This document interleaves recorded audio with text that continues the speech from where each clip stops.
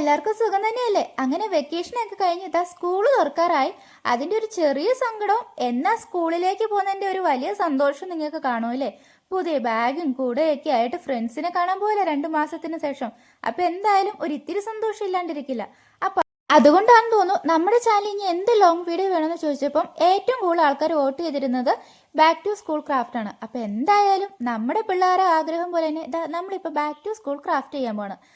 അപ്പോൾ അതിനുവേണ്ടി നമ്മൾ യൂസ് ചെയ്തേക്കുന്ന മെറ്റീരിയൽസ് എല്ലാം നമ്മുടെ കയ്യിൽ നമ്മുടെ വീട്ടിലുള്ള ഐറ്റംസ് മാത്രമാണ്. ഏറ്റവും കൂടുതൽ യൂസ് ചെയ്തേക്കുന്നത് A4 ഷീറ്റ് തന്നെയാണ്. ഇനിയിപ്പോൾ A4 ഷീറ്റ് ഇല്ലെങ്കിലും നമ്മുടെ പഴയ നോട്ട്ബുക്കിൻ്റെ പേപ്പർ വെച്ചും നമുക്കിതൊക്കെ ഉണ്ടാക്കാം കേട്ടോ. അപ്പോൾ ഫസ്റ്റ് ഞാൻ ഉണ്ടാക്കിയത് നെയിം സ്ലിപ്പാണ്. അതിൻ്റെ പ്രോസസ്സൊക്കെ എങ്ങനെയാണെന്ന് കണ്ടല്ലോ. നമുക്ക് വേണ്ട സൈസിലേക്ക് പേപ്പർ ഒന്ന് കട്ട് ചെയ്തെടുക്കുക.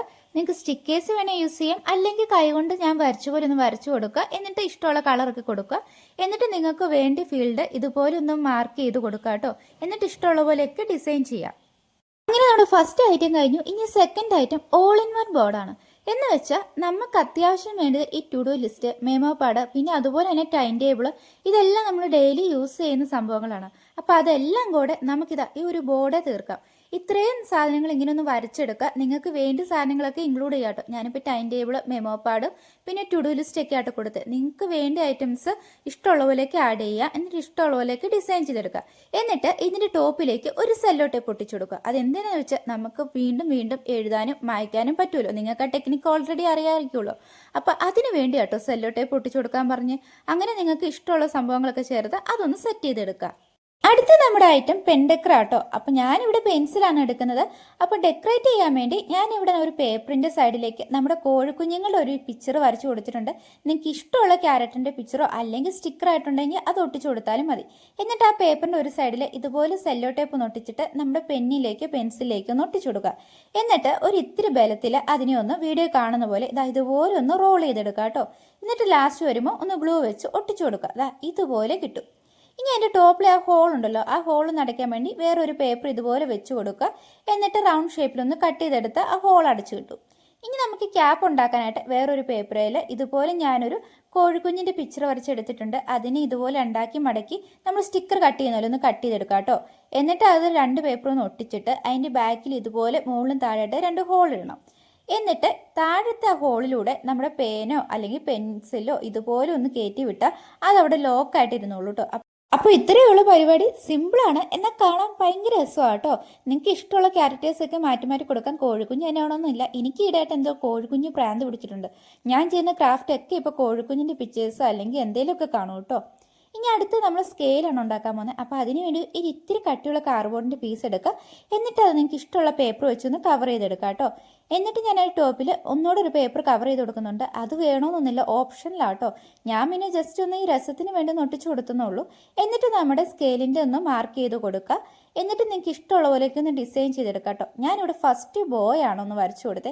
എനിക്കത് ഇഷ്ടപ്പെട്ടില്ല. അപ്പോൾ ഞാൻ ലാസ്റ്റ് ആ ഡിസൈൻ ഒന്ന് മാറ്റിയിട്ടുണ്ട്. വേറൊരു പേപ്പർ ഒട്ടിച്ചിട്ട് ഞാൻ അതിൻ്റെ ടോപ്പിലേക്ക് വേറെ കുറച്ച് പിക്ചേഴ്സ് ഒന്ന് ആഡ് ചെയ്ത് കൊടുത്തിട്ടുണ്ട്. ശരിക്കും ഞാൻ സിമ്പിൾ ആക്കാനോ നോക്കിയത്, പക്ഷെ ചെയ്തു വന്നപ്പോൾ എന്തോ പറക്കുന്നിടയിൽ ബസ് പോലെ കാടൊക്കെ കയറിയിരിക്കുന്നു. എന്തായാലും ഇനി ഇത് മാറ്റുന്നില്ല, മാറ്റി ഇനിയും കുളമാവുമല്ലോ. ഇനി നമ്മുടെ ലാസ്റ്റ് ഐറ്റമാണ് ബുക്ക്. വെറും ബുക്കല്ല, മിനി ബുക്ക്. ഇതെന്തിനാന്ന് വെച്ചാൽ നമ്മൾ ഈ ക്ലാസ്സിലാണെങ്കിൽ അസൈൻമെൻറ്റ് അല്ലെങ്കിൽ എന്തെങ്കിലുമൊക്കെ ഹോംവർക്ക് വരുമ്പോൾ അപ്പോൾ ഓർക്കും, പക്ഷേ വീട്ടിൽ ചെന്ന് മറന്നു. നിങ്ങൾ എങ്ങനെയാണെന്ന് അറിയത്തില്ല, പക്ഷെ ഞാനൊക്കെ സ്കൂളിൽ പഠിക്കുന്ന ടൈമിൽ മറന്നു പോകായിരുന്നു കേട്ടോ. പിന്നെ പിറ്റേ ദിവസം ക്ലാസ്സിൽ ചെന്ന് ഫ്രണ്ട്സ് പറയുമായിരിക്കും ഓർക്കുന്നത്. അപ്പം അങ്ങനെ മറന്നു പോകാണ്ട് പറയുന്ന ടൈമിൽ നമുക്ക് എഴുതി വെക്കാൻ വേണ്ടി ഒരു മിനി ബുക്ക് ഉണ്ടാക്കാം.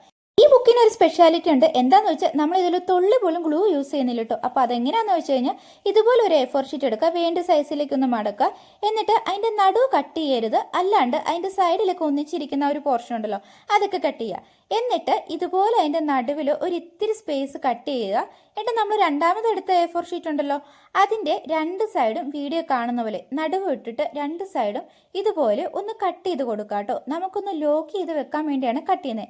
ഈ ഒരു മെത്തേഡിൽ കുറേ ചാനലുകളൊക്കെ ബുക്ക് ഉണ്ടാക്കിയിട്ടുണ്ട്, നിങ്ങൾ ഓൾറെഡി കണ്ടിട്ടുണ്ടാവും. ഇനി നമുക്കിത് രണ്ടും കൂടെ ഒന്ന് ലോക്ക് ചെയ്യണം. അപ്പോൾ അതിന് വേണ്ടി നമ്മുടെ രണ്ടാമത്തെ A4 ഷീറ്റിനെ ഇതുപോലെ മടക്കി അതിൻ്റെ ഒരു സൈഡ് നമ്മുടെ ആ ഒരു മറ്റേ പേപ്പറിൻ്റെ നടുവിലേക്ക് ഇതുപോലെ ഒന്ന് കയറ്റി കൊടുക്കുക.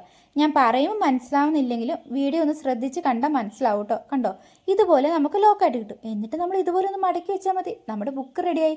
വെറുതെ ഗ്ലൂ തേച്ച് കുറേ നേരം വെയിറ്റ് ചെയ്തെടുക്കേണ്ട ആവശ്യമൊന്നുമില്ല. ഇനി നിങ്ങൾക്ക് വേണമെങ്കിൽ ഇതിൻ്റെ പുറത്ത് വേറെ എന്തെങ്കിലും കളർഫുൾ ആയിട്ടുള്ള പേപ്പറൊക്കെ ഒട്ടിച്ച് സെറ്റാക്കാം.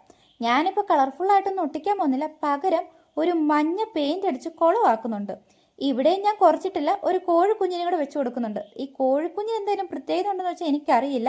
ഞാനിപ്പോൾ എവിടെ നോക്കിയാലും എന്ത് ചെയ്താലും കോഴിക്കുഞ്ഞു മയമാണ്. അപ്പോൾ എന്തായാലും നമ്മുടെ കോഴിക്കുഞ്ഞും കരടിയും പൂച്ചയും എല്ലാം കൂടെ ചേർന്ന് back to school craft set ആയിട്ടുണ്ട്. അപ്പോൾ എന്തായാലും ഈ വീഡിയോ ഇഷ്ടമായ ലൈക്ക് ചെയ്യാനും സബ്സ്ക്രൈബ് ചെയ്യാനും ഒന്നും മറക്കണ്ട കേട്ടോ. അതുപോലെ നിങ്ങളുടെ അഭിപ്രായങ്ങൾ കമൻറ്റ് ചെയ്യാനും മറക്കണ്ട. അപ്പോൾ അടുത്ത വീഡിയോ കാണുന്ന ഒരു